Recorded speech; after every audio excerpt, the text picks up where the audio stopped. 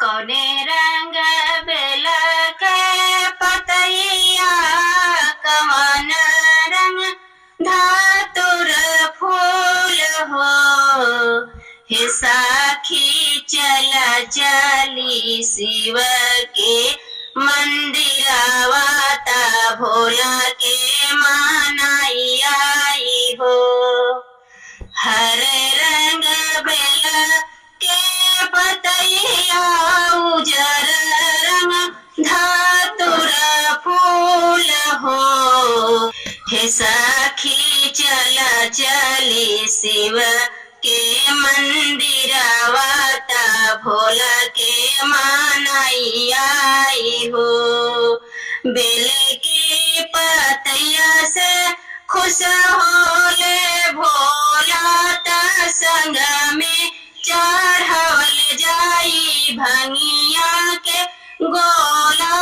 भस्मी भभूतिया चढ़ावल जाई, गंगा जल से नहावल जाई हो।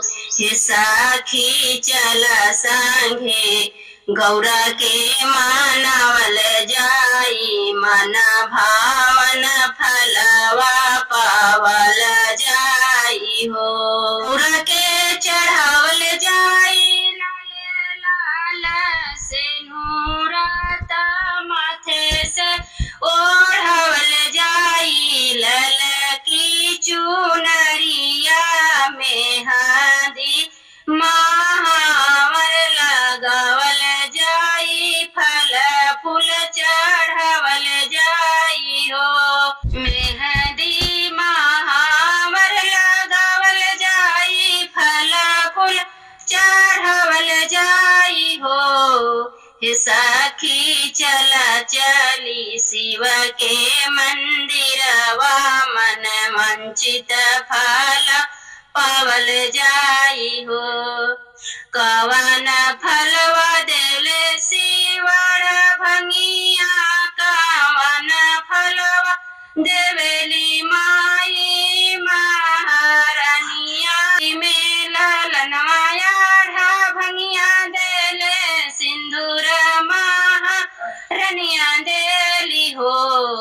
हे सखी चल चली शिव के मंदिरवा, मांगनवा कुछ मांगी आई हो।